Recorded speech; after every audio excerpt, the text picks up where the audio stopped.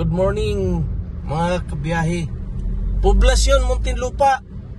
Dito na tayo sa Soldiers Papunta tayo ng Los Baños. Dito tayo dadaan sa poblasyon dahil galing tayo ng Summitville, Putatan. Ngayon mag-Susana Heights tayo mga kabiyahe. Susana Heights para pasok ng South Luzon Expressway. Dito tayo sa Soldiers Hills.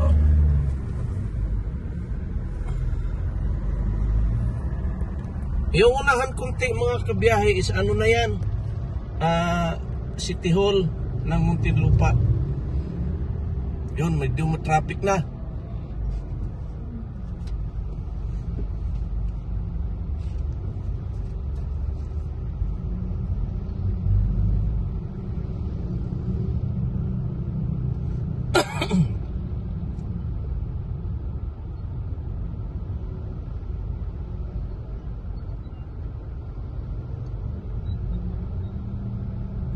Ito yung pinaka pusod ng mga kabiyahe, Muntinlupa City. Ayan kung makita ninyo sa unahan, yung may nagbiblinker, nasa kanan yung Muntinlupa City Hall.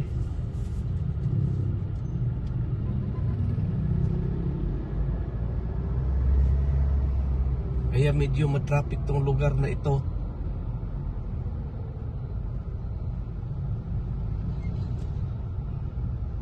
Sama lang kayo mga kabiyahe, at kung sakaling di pa kayo nakasubscribe, baka pwede makahingi ng subscribe sa aking channel.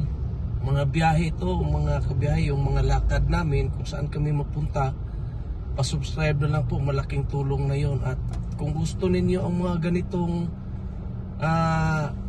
video, marami ako nito, at pwede ninyong pindutin yung bell icon para sa notification sa lahat ng mga video na i-upload ko. Kaya sama lang kayo mga kabiyahe dito sa Muntinlupa City, Muntinlupa Poblasyon.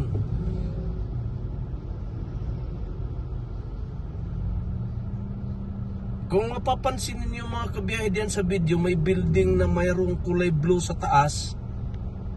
Yan po ay na yan, sakop na yan, City Hall na yan ng Muntinlupa. Paikot yan, nagliteryo hanggang doon sa may unahan, at nasa gitna yung kanilang court.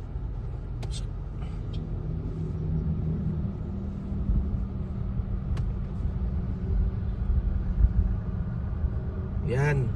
At marami pang mga puno dito ng akasya mga kabiyahe sa harap. Kaso lang itong lugar na ito, pag napakalakas ang ulan, mabilis umano ang tubig dito, diyan sa may harap ng City Hall mismo. At saka ang harap ng City Hall is MCM, Muntinlupa Medical Center. Isa sa pinakakilala na hospital dito sa Metro Manila. Medyo na traffic tayo mga kabiyahe. Sama lang muna kayo, saglit lang naman ito para makita ninyo yung Muntinlupa National Road habang nasa working days. Working day ngayon, Friday ngayon mga kabiyahe, kaya medyo matraffic dito lang naman. Pag lumampas tayo dito hanggang paglampas natin ng stoplight ng Susana, is wala na pong traffic doon. Ito ay Barangay Poblasyon. Putatan pa ito. Ang City Hall ng Muntinlupa mga kabiyahe, sakop pa ng Putatan hanggang diyan sa may may cruising diyan sa unahan, madaanan natin hanggang diyan. Tapos yung doon na sa palampas na sa may cruising diyan sa may City Hall is na siya, poblasyon. At ang kasunod ng poblasyon na barangay is Tunasan. Doon na yung boundary, din sunod na yung Laguna area. Ayun, ayos si... Nakatayo lang. Oo, si pare ko naka-hover. Hover yun tawag. Hover isang gulong. Mabilis yun. Pero kailangan pag naggamit ka ng ganun, kailangan kumpleto ka sa gear. Parang nakamotorsiklo kasi delikado yun. Ngayon, na-traffic tayo mga kabiyahe, oh. Okay. Sama lang kayo mga kabiyahe.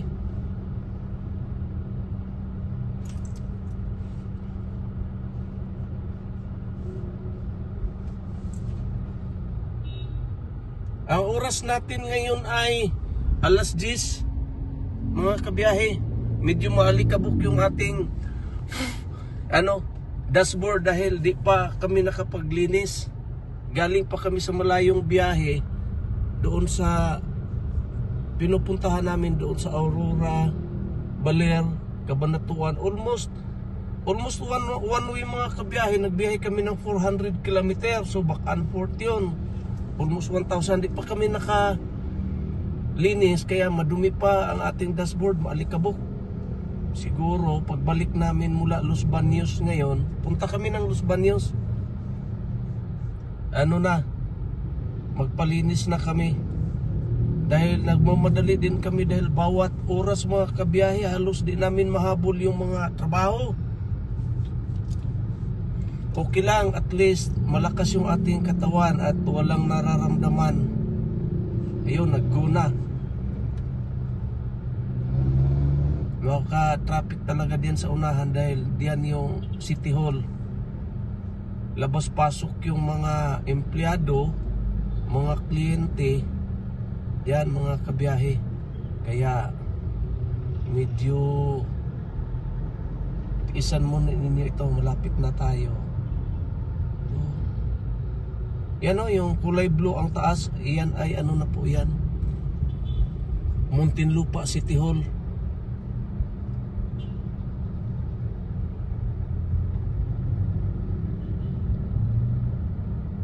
Dito na tayo.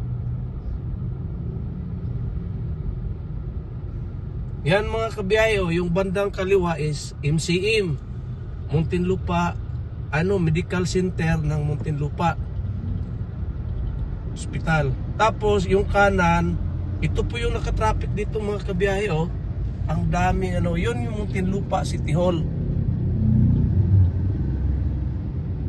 Sumasabay yung jeep eh.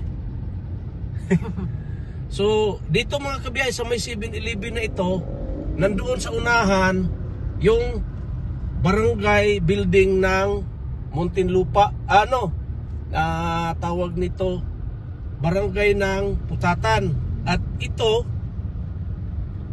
ay sakop na ng poblasyon. Isa sa barangay ng Muntinlupa City.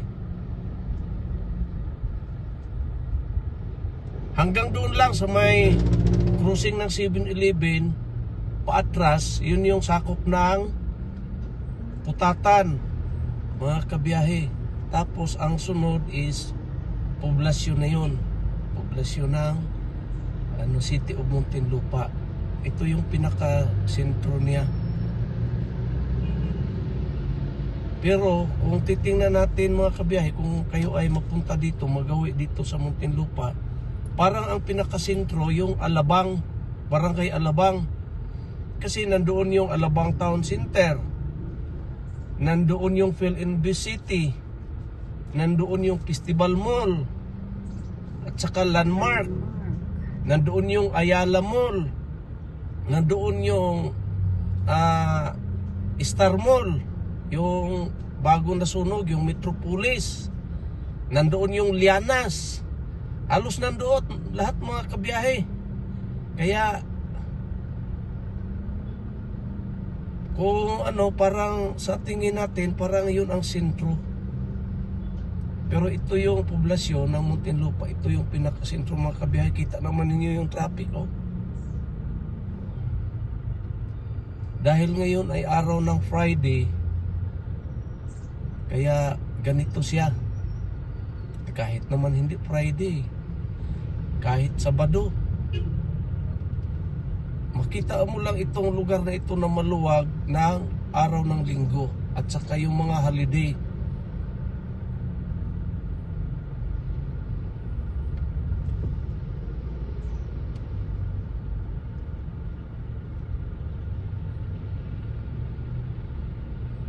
Shout out pala sa channel ni Marilyn Danong Pinos Caproini. Mga kabiyahe, mayroon siya doong pakisubscribe na lang. Prinis Angel TV. Mayroon siya doong mga kain-kain. At saka mayroon din siya doong mga biyahe. Hinaluan din niya ng mga patawa. Yun ang channel ni Caproini. Pa-subscribe na lang mga kabiyahe.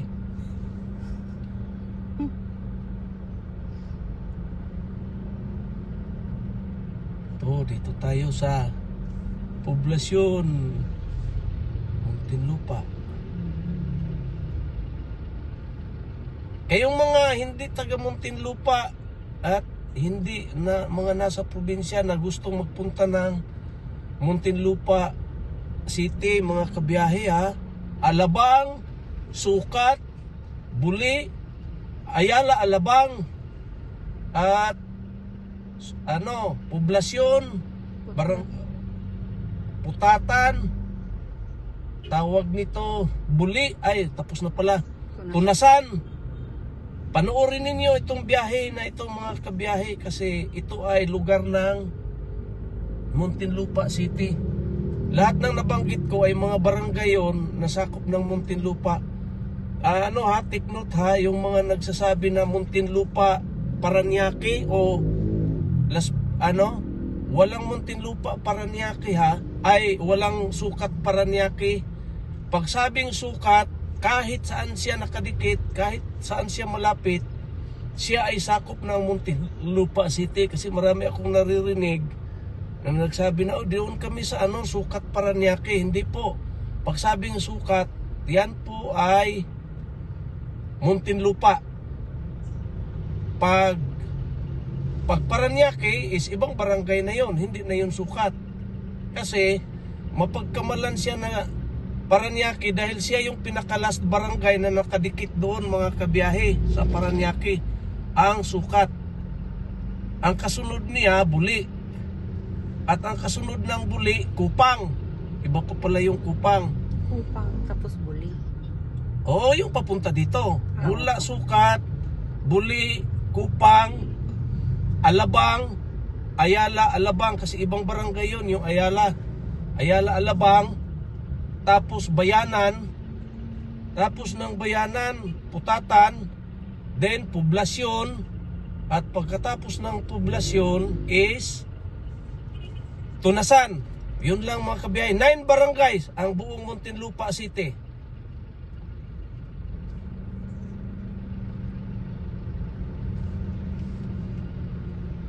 Yung may stoplight mga kabiyahe, kung ikaw ay kakanan diyan, yung may overpass, nakita ninyo may stoplight, naka-red light tayo.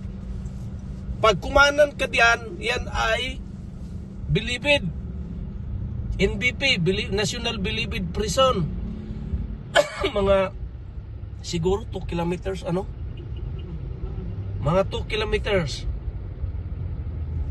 or wala pa, baka isa kalahati lang. Nandiyan yung National Prison, pambansang pihitan.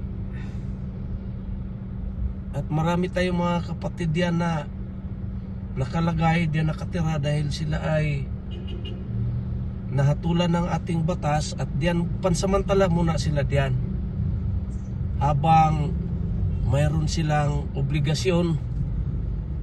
Kaya kung mga kabiyahe, kung ayaw ninyong tumira doon, huwag kayong gagawa ng kalukuhan.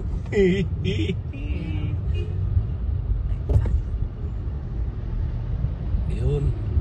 Yan mga kabiyahe, yung sa yung pakanan, yan ay papuntang National Bilibid Prison yan. Ito ay poblasyon ng barangay ng Muntinlupa City. Malapit na tayo sa Barangay Tunasan. Kaso lang hindi tayo tatagos doon sa Tunasan mga kabiyahe. Kakanan tayo papuntang North Luzon Expressway. South Luzon Expressway pala. Dahil doon tayo dadaan para mabilis dahil tayo ay pupunta ng Los Baños. Tingnan ninyo mga kabiyahe. Yung nasa unahan, yung iba-iba ang yung iba-iba, yun yung National Museum ng Muntinlupa. Ayun yung may mga, di maintindihan kung anong design yan. Napakaganda. Ano yan? National Museum ng Muntinlupa. Tapos ito naman yung headquarters ng ating Philippine National Police. Yung nasa harap, headquarters ng Muntinlupa City. Marami akong kaibigan diyan mga kabiyahe na nandiyan nagtrabaho. So, ito na yun. Kung gusto kang magpunta ng Muntinlupa City, covered court, City Gym. Diyan, kakanan kayo dito sa ilalim ng kakaliwa kayo dito mga kabiyahe sa may police. Diyan may cruising diyan, kaya na-stack up tayo. Bandang kaliwa. Maraming salamat mga kabiyahe sa panonood. God bless.